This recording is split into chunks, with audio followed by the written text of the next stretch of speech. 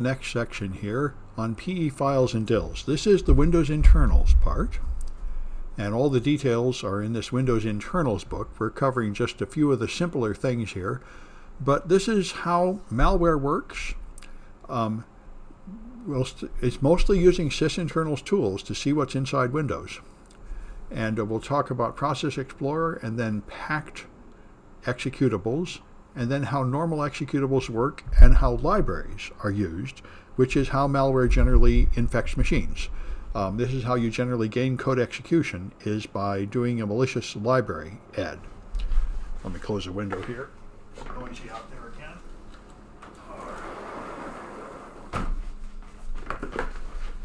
All right, so let's start with this Process Explorer one. And I've got my Windows cloud machine just like yours. And I'm going to move my instructions over to the side so I can make my cloud machine as big as possible. And hopefully you can all see this. You should be looking in the Twitch.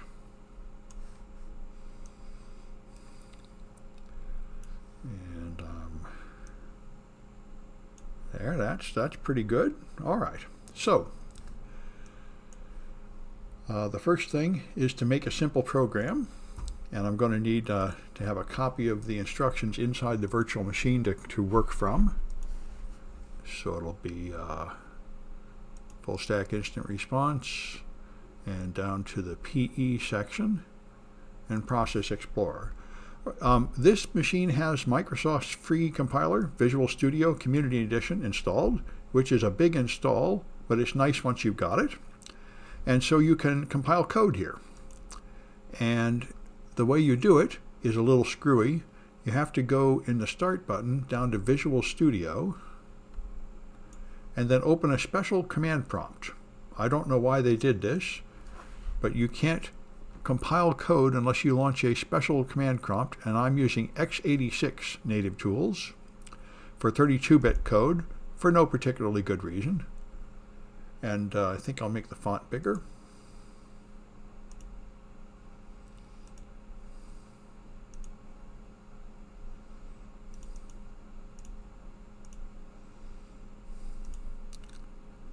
Yeah. All right. And so now I'm just going to make a directory to work in called \99 and then go into there and then make a little program. And the only point of this program is to show how strings are handled by compiled code. So it's notepad99.cpp. And copy and paste is not working very well, which is, we're all getting pretty used to that. That seems to be the case. There we are. All right. So Notepad will create a new file. And we can put in this code that just has a few lines from an old drinking song.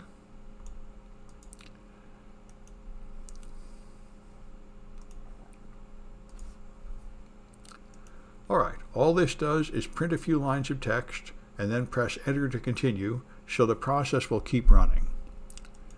So I save that, and then to execute it, just CL will do. That will compile it and create 99.exe, the executable version. And that prints a couple lines of text about 99 bottles of beer, and it's running until I press enter, and then it stops. So if I run it again and leave it running, we can now examine this with Process Explorer, which is the simplest of the sysinternals tools and really helps you understand what's going on inside Windows.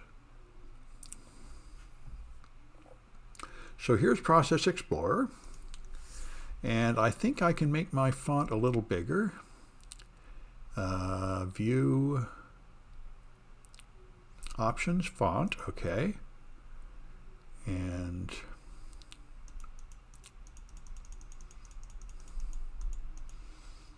there's the one I like, Lucida. But it's a little slow to respond, so I end up zipping back and forth a bit. All right. And there's my malware popping up a box to send beaconing traffic in the background. I could get rid of that, but it's not worth the bother. All right. So here you see all the running processes on my box and how much CPU they're using and some stuff about the memory. And the company field is useful. All right, so here's what happens when you start your machine. Process Explorer shows you everything in order of its launching. So first the machine starts up and it builds a memory image of the registry, which depends on your hardware and other things. Then it starts the system. Then it starts Windows init.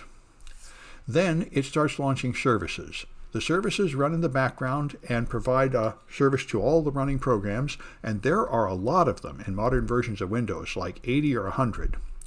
And they run with various executables. A whole lot of them run as SVC host. This single executable is used as the host for many services. And as you can see, if you hover over one, the pop-up box will show you which particular services. This is Windows Audio. This is data usage, whatever that is. Windows Connection Manager, and so on. Many, many instances the same executable run to run services. And all these things run with high privileges because they're all running in kernel land, not in user land, because you haven't logged in yet. You log in down here at WinLogon. All this stuff happens before you log in, so it can't run with any particular user account, and it runs with a built-in user account, typically System, which is the highest privileged account on the machine, more privileged than the administrator. So all these services are running, and you see Velociraptor that's installed on the agent also runs as a service that starts before you log in, so it's available no matter who's using the machine, or indeed if nobody's logged in. As long as it's powered on, you can still control it from your Velociraptor server. After you log in, you'll launch this process called Explorer, which is the fundamental process that draws the start button and the desktop and all the windows you use. So everything you launch by going to the start menu or the search box or these buttons or the command prompt is all a child of the Explorer process. So they're all indented, and you see them all down here in user land colored blue, things like Firefox and Process Explorer itself. And here's the 99.exe program that we just wrote and ran. So if you highlight that one, we can learn more about it with View Lower Pane. Show Lower Pane. And the lower pane will give you some more information about it. And these are handles, which are not all that interesting in this case. What's more interesting is the DILs. So View Lower Pane View DILs. And here you see all the libraries that are used by this.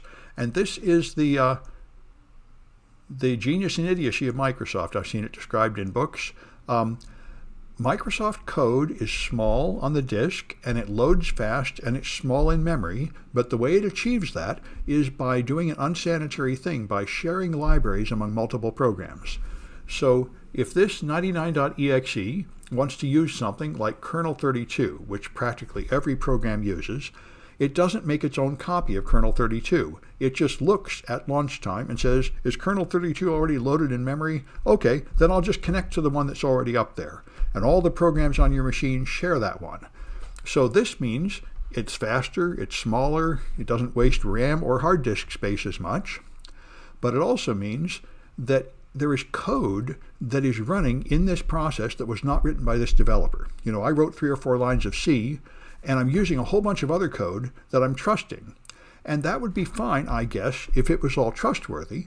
Like you see, some of it is signed by Microsoft, but some of it is not. Microsoft doesn't really sign all their code, and it doesn't verify the signatures, so it is very easy to trick a program into loading the wrong library. And that is how you can inject malware into a running process. I can add code to your process that your developers did not write.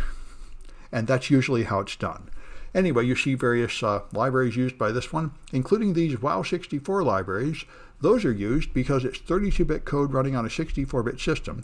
So it tells you right here, the WOW64 is Win32 emulation on NT64.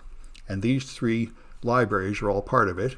And so they'll be called whenever you're running old code on a new box, which is quite common, although, of course, not the best thing to do because it won't be the most secure, but a lot of people run legacy code, especially on client versions of Windows. So that's Process Explorer, and there's a couple of flags to find here, but I think see if there's anything else I want to mention about. Oh, the strings. Okay, let's talk about the strings, because that helps you see what's coming up next when we do compressed code. So here's my Process Explorer, and if I go down to that 99.exe, okay, this is how a normal process looks.